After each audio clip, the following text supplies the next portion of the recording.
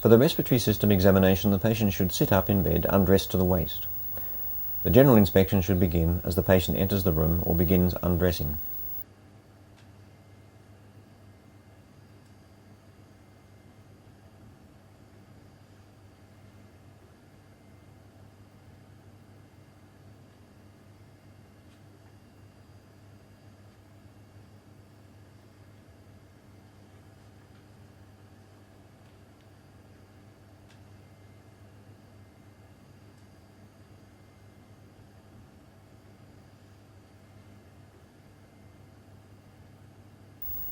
The examiner stands back to look for signs of dyspnea, the rate and depth of respiration, and the use of the accessory muscles of respiration.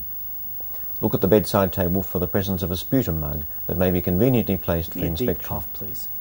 Ask the patient to cough and listen. The detailed examination begins with the hands.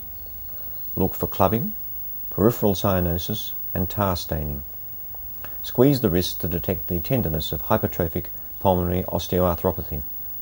Hands straight out like that for me, please.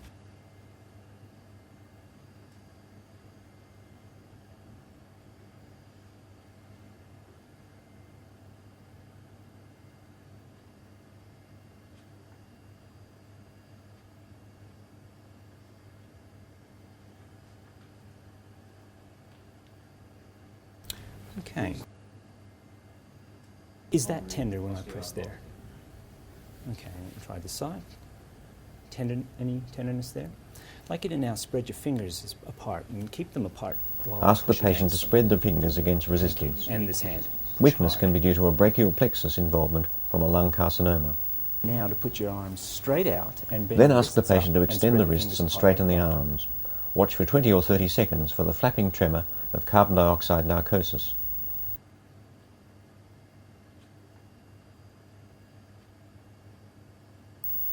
Take the pulse for tachycardia, which will accompany respiratory failure or the use of bronchodilators. The irregular pulse of atrial fibrillation is common in patients with chronic lung disease. Now just rest your head. The examination now moves to the face.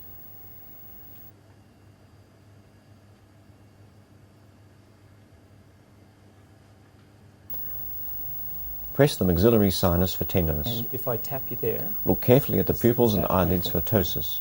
One eyelid is lower than the other, and for the presence of a smaller pupil on that side. This usually means Horner syndrome, which can be caused by an apical lung tumour. Look at the tongue and inside the mouth for central cyanosis. Open your mouth. So if the patient's voice sounded hoarse, get him or her to say a few words. The examiner now has to decide if the trachea is midline or deviated to one side. It is important to be gentle and feel with the forefinger for the space on either side of the trachea.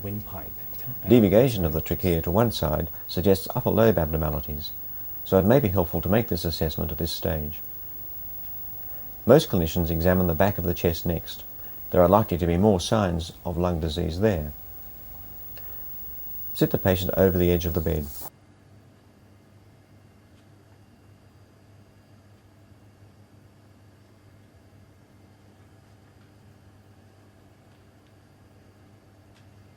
Look at the shape of the chest and spine. Look for thoracotomy scars that may indicate previous lung surgery.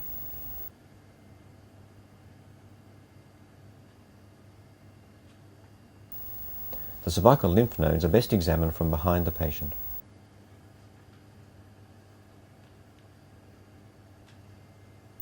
Some people find it easier to examine the supraclavicular nodes from this position. This is easy if the patient is sitting in a chair, but may otherwise mean climbing onto the bed behind the patient. From this position, upper lobe expansion can now be assessed. Take a deep breath for me, please. The clavicle should move up the same amount on each side as the patient breathes in. And another one.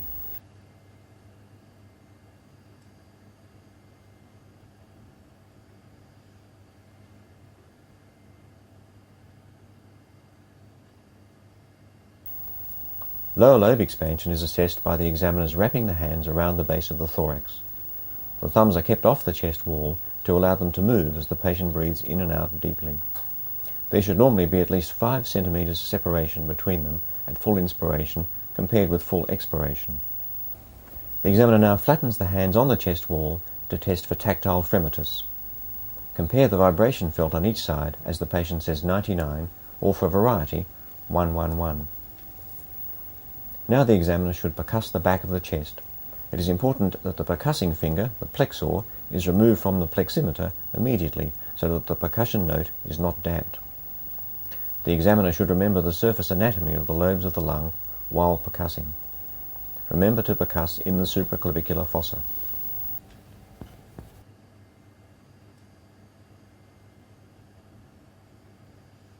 I'd like you to put your arms just a bit more in front, thank you.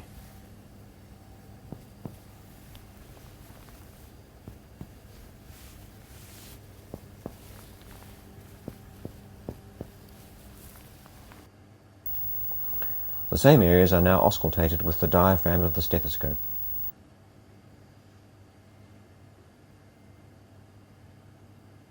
Normal breath sounds are called vesicular. And keep doing that for me, please.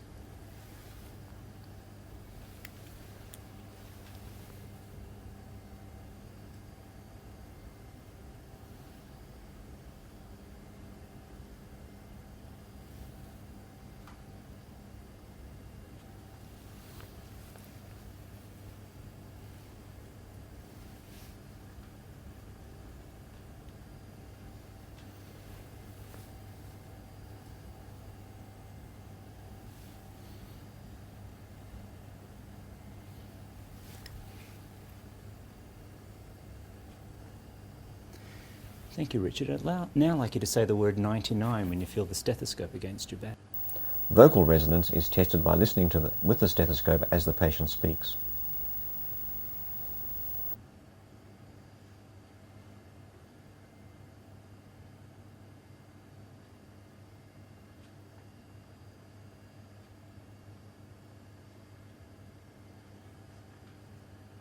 Thank you. Now get the patient back in bed. The examiner moves around to the front of the chest and stands back to make a general inspection for scars and for the small tattoos used as markers for radiotherapy fields. The skin may appear erythematous if the area has received a course of radiotherapy. The supraclavicular nodes are examined here if this has not been done from behind. Expansion of the upper chest is best assessed by inspection.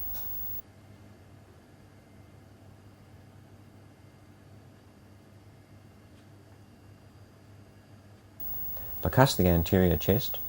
Percuss the clavicles directly.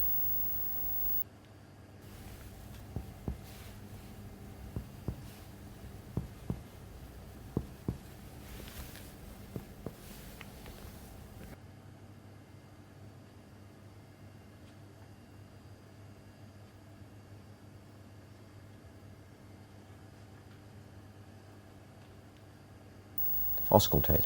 Yeah. Again. Again.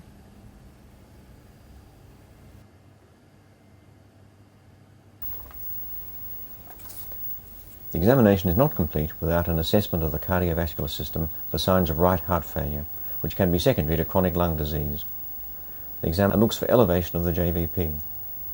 If there is evidence of right heart failure, auscultate the heart, feel the liver, and look at the legs for edema.